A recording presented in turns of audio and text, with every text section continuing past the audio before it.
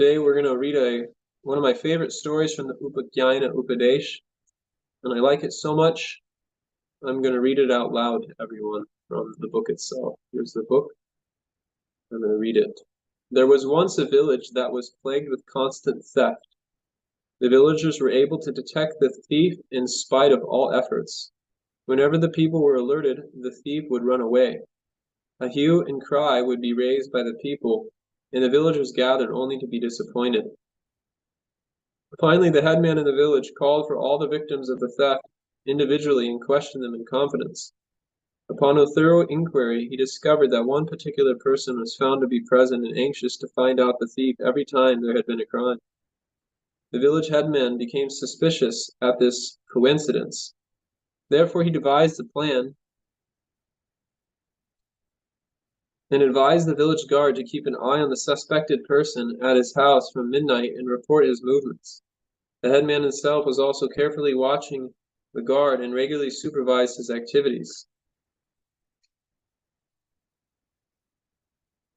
One night the guard saw the suspect coming out of his house at about 2 o'clock, hiding a burglar's tool for housebreaking under his shawl. As the guard followed him, making sure that he was hidden from view, he observed the suspected man breaking through the wall of a villager's house with the help of a burglar's tool. After a while, the house owner started screaming, "Thief! Thief!" and the guard watched the suspected man came out of the house with the stolen goods and hurriedly entered into the nearby jungle. When the villagers gathered as usual after the house owner started screaming for help, the suspected man came out of the opposite side of the jungle and innocently joined the crowd of villagers inquiring about the incident. He was just pretending to look for the thief and running up and down in all directions, thus coming across the village guard patrolling nearby. He caught hold of him and started shouting, "Here's the burglar! Here's the burglar! Here's the burglar!" Attracted by his screaming, the people gathered around them and started jeering at the guard, taking him to be the burglar. Some of them were preparing to beat him. Luckily, the village headman appeared on the spot. Appeasing them, he took the guard to the side and asked him to give a complete report of the incident. He advised some of the other villagers to observe the reactions of the man who was the real culprit. Thereafter, he proceeded towards the jungle as directed by the guard, along with other people, while the thief repeatedly asked them, "Why on earth are you going into the jungle for the burglar? On this dark night, that snake-infested jungle is most dangerous. No burglar can hide himself in there for sure."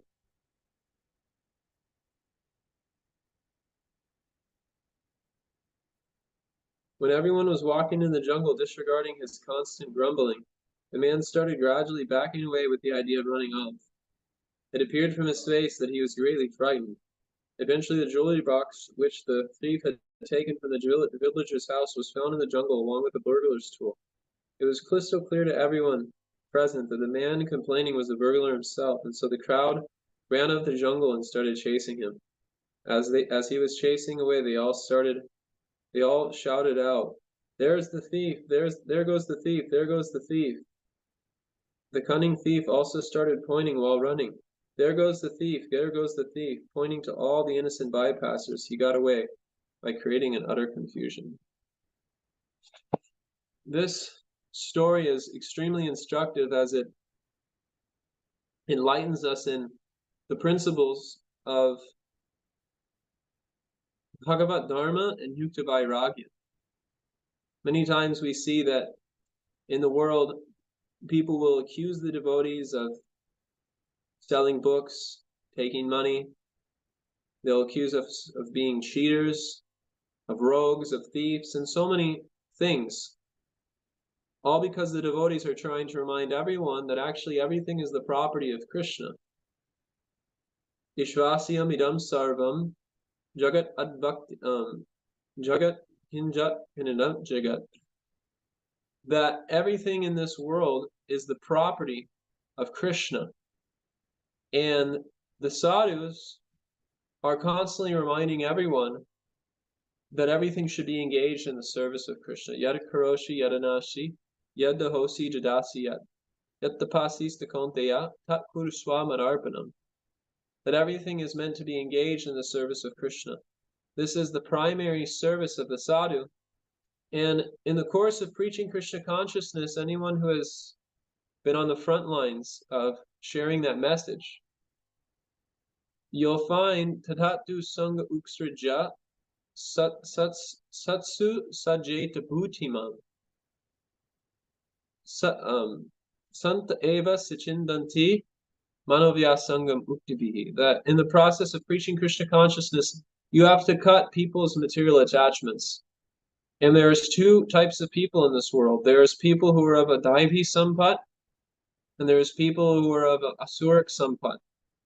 Those who are of a daivi sampat, when those material attachments are cut, then yesham tvanakatam papam jananam punya karmanam tedan pa mohanirmukta vajante mam dhridavarta. They become very enthusiastic to pursue the path of Krishna consciousness. They become very, very happy to walk the path of Krishna consciousness with dedication and detachment. Vasudeve Bhagavati Bhakti Yoga Prayojita. Janasya Vairagyam Yanam Chanyadoitukam. Having heard from the sadhu with attention, their material attachments are cut, they develop determination, they develop knowledge, and they move with great enthusiasm on the path of Krishna consciousness, offering everything in the service of Krishna and surrendering moment to moment, hoping to become an empowered instrument of the Lord, functioning as an instrument. Now, the other reaction which takes place is, although the sadhu is like the guard, overseeing the activities of the materialist and is able to point out, there's the thief. What takes place when the sadhu speaks and that Santa Eva Sachindanti hits the heart of one who is of a kapata nature, a duplicitous nature. What takes place is that those people, they respond in a negative way due to their asuric sampat, due to being overcome by the demoniac qualities of the lower modes of material nature, specifically ignorance and passion.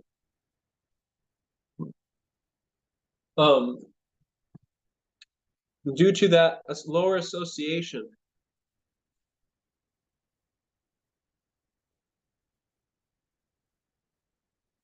one second.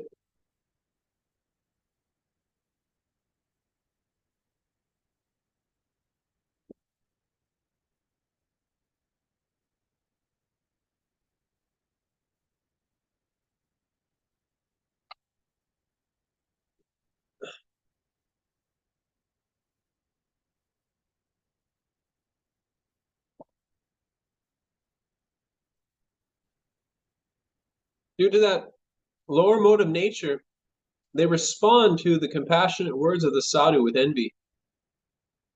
And they accuse the sadhu of being the very thing that they are. Atmavan manyate jagat.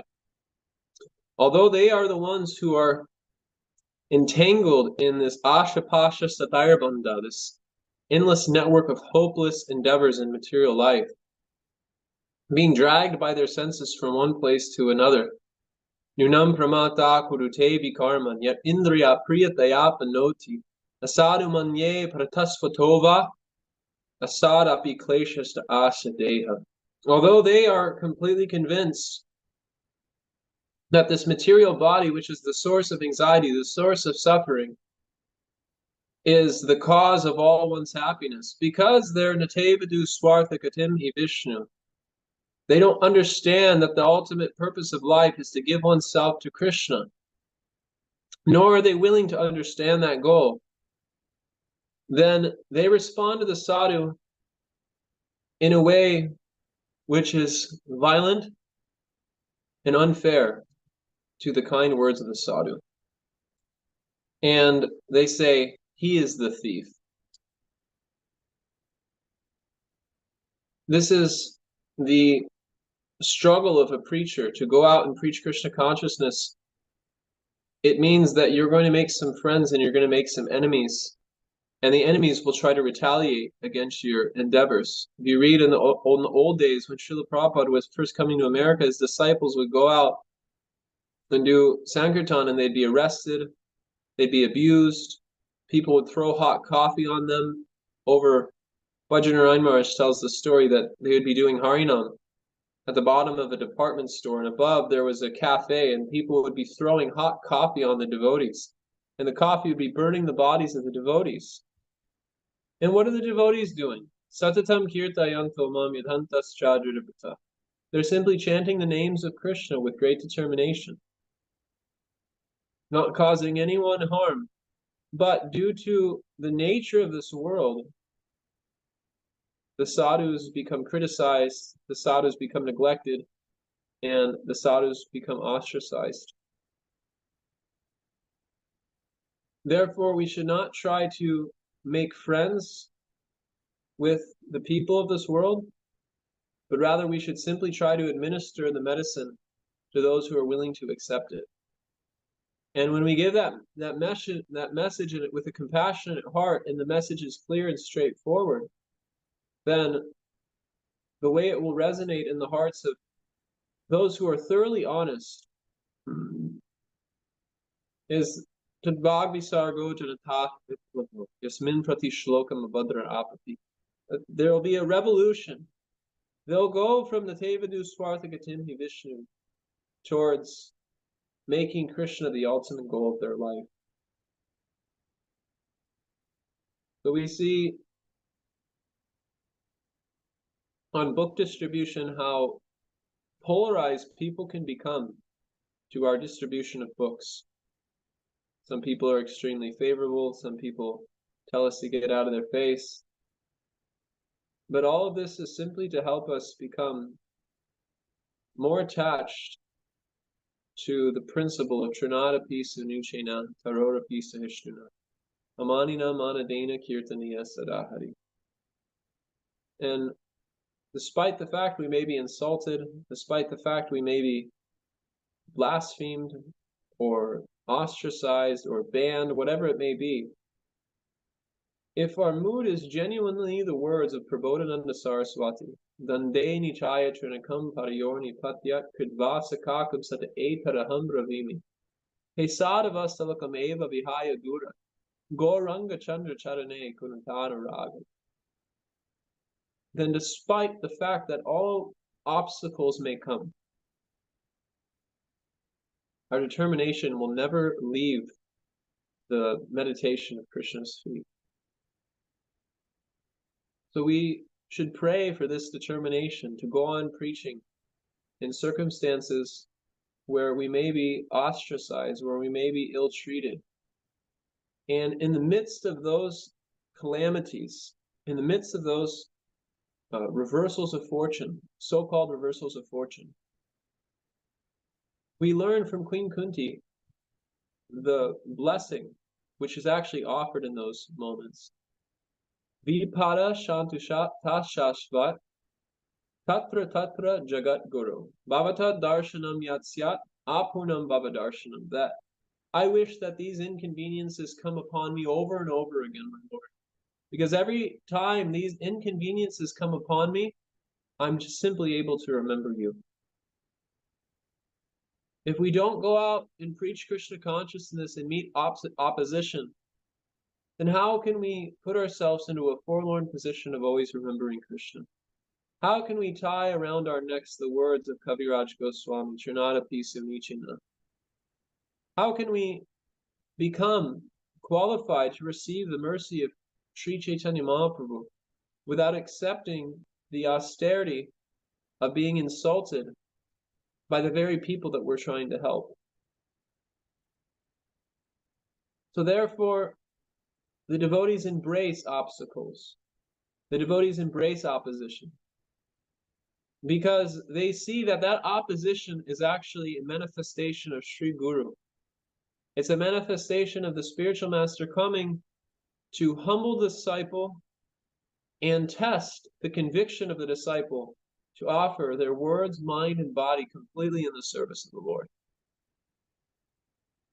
Therefore, the devotee is always praying within their heart of hearts the words of, in the midst of that calamity, the devotees are always praying in the following way. Ajata pakshai vimataram gaga stanam yatava sarvasotu artha priyam priyeva vyositam visanam manoravindaksha didrikshateton. Vritrasura prays that just as a bird is always hankering for the mother to return to the nest, and just as a calf is always eager to be fed by the milk of its mother, or as a young wife is always eager for her husband to return home, in the same way, my Lord, I'm always eager to be engaged in your service. So the reversals of fortune, the desperations, the unforeseen obstacles in the path of devotion, these are all the manifestation of Sri Guru's inconceivable mercy to allow us to become more determined, more focused, and more surrendered in the service of Sri Chaitanya Mahaprabhu's Sankirtan movement.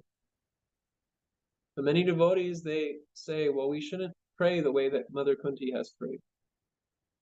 But why not? Why not pray that way? Because if it means that we're able to remember Krishna in the midst of those obstacles, then how can we call those obstacles to begin with? Rather, those so-called obstacles are actually stepping stones. And the way a devotee surrenders in the midst of those obstacles is what qualifies him to receive the most profound mercy of Krishna. Tatedanu kampam susamikshamano bunjana evatman katam vipakam hridbhagva kubir vidadam namaste jiveya mukti pradesadayabha. We have to, by adopting this mood of Queen Kunti, by adopting the mood of our previous acharyas, and surrendering our mind, words, and body in the midst of all opposing circumstances, that will qualify us to become Dayabhaks, inheritors of the wealth of Krishna Prema. Prema dana vina dhyartha dhritya jivon dasa kari vetanamoni deha prema. The only cause of our misfortune is our lack of love for Krishna. And our complacency with material comfort limits us from receiving the gift of Krishna Prema, which comes in the midst of serving in uncertainty. So let's pray for uncertainty on the path of devotion. Let's pray for the conviction and the desire to want to go on surrendering in the midst of those uncertainties. And let's pray that we are always uncomfortable in materially comfortable positions and spiritually comfortable in materially uncomfortable positions. This is the real wealth of Krishna consciousness. Bhavante Brahma Nirvanam Rashani Ksina Kalmasa Chidaitva Yadatmanam Sarvabhuta Hridayrata. That despite the fact there may be so many dualities, despite the fact there may be so much opposition, we maintain our determination to serve Krishna, to serve Sri Chaitanya Mahaprabhu and the spiritual master, then we accept all of that as being positive. Nothing is negative on the path of Krishna consciousness. Everything has a positive impetus, a positive direction, that it's moving us towards a higher plane of consciousness. And the more we're willing to surrender in the midst of those obstacles, the more that higher plane is revealed to us by and by. Hare Krishna.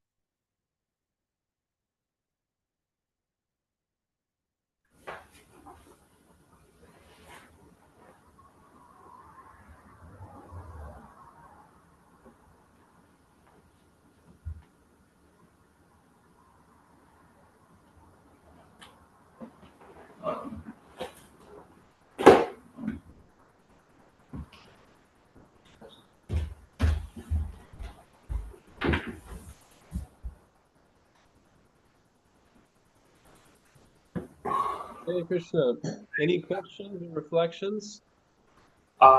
Yes, bro. I want to share some few reflections from what you mentioned about how nothing is negative in Krishna consciousness, and how we need to be uncomfortable. We need to be comfortable with the uncomfortable and willing to go the distance. I have one question, Prabhu. I was really I go over some one of your lecture a few times. That is on Raghava Pandit that you had given quite a while ago, where you mentioned about how he went uh, beyond, over and beyond, to serve the Lord to the best of his capacity. And you mentioned in that lecture that that is one symptom of surrender that we can demonstrate towards other devotees and the Lord.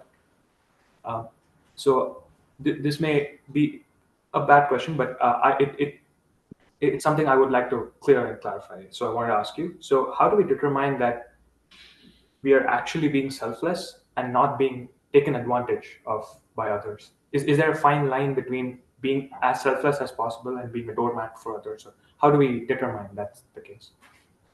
Well, Bhaktisiddhanta Saraswati wasn't a doormat for anyone. Um, but what he says was that his humility, real humility, means to accept the words of the spiritual master as one's life and soul. And you'll find in the course of practicing Krishna consciousness that sometimes the words of the spiritual master in the execution of that service may not be perceived as being acceptable within the context of worldly standards of morality, which are constantly shifting. So we have to be willing to execute that mission in the midst of various circumstances. In terms of being taken advantage of, if we're executing the mission of the spiritual master, and that's our focus, then there's no chance of being taken advantage of. Even if circumstances appear that way, everything is being molded for my own purification.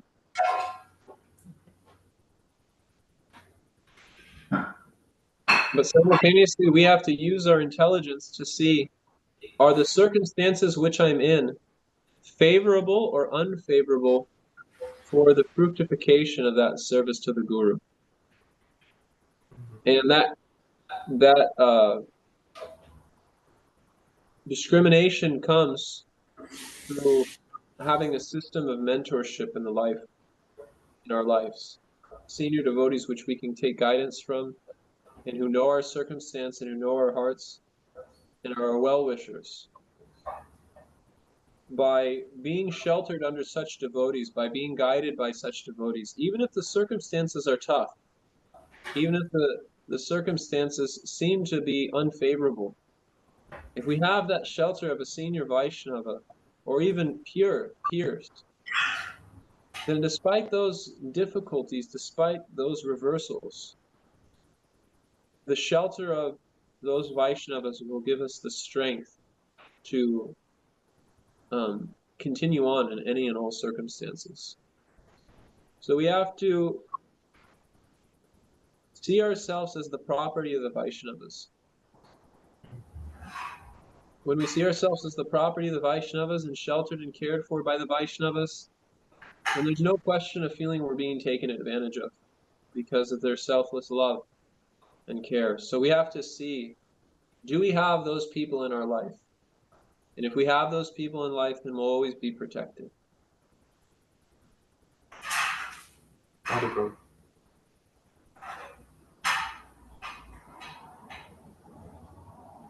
Very Prabhu. Then Pranami, this is Sir. Prabhu, I had a question. First of all, thank you so much for that wonderful insight into voluntarily accepting. I can't hear you very well, Satya Sankalpa Prabhu. Oh, what happened? I hope I didn't upset him. I think Prabhu rejoined again. Hare Krishna. Hare Krishna. Can you hear me now, Prabhu? Yeah, that's much better, Prabhu. Okay, sorry about that, Prabhu. Thank you so much, Prabhu, for that lovely insight and like such a profound insight into like voluntarily accepting inconveniences to progress in bhakti. I had a question around that, Prabhu. So, in situations where we are faced with such inconveniences or like perceived inconveniences or difficulties, how do we balance between like our own skills to navigate through that situation versus truly depending on the Lord to help us out in those circumstances? Yeah, we should, as I've heard many devotees say, that we should work as if everything depends on us, but internally feel that everything is dependent on Krishna. That's the best answer. That's the best answer I can give. It's not that we shouldn't see that our skills will be the cause of Krishna's mercy, because obviously there's 5 factors of action. But the last factor is daiva. So, you can work very, very hard in a particular endeavor. If the result isn't there, then detachment, vairagya, sannyas, means to leave it all in Krishna's hands. And even though I worked so hard and the result hasn't come, I don't become morose, I don't feel defeated, because I'm simply dependent on Krishna and I'm satisfied with the endeavor. I know I extended myself and I felt Krishna's reciprocation in that regard. And despite the ideal result may not be there, I continue on with my service. Does that help, Satya Sankalpa? Yes, Prabhu. Yeah, thank you so much, Prabhu. Hare Krishna.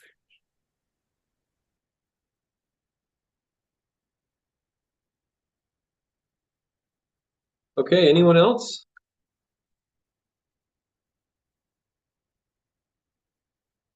All right, well, if no one has anything else to say, then we can stop there. Thank you all very much.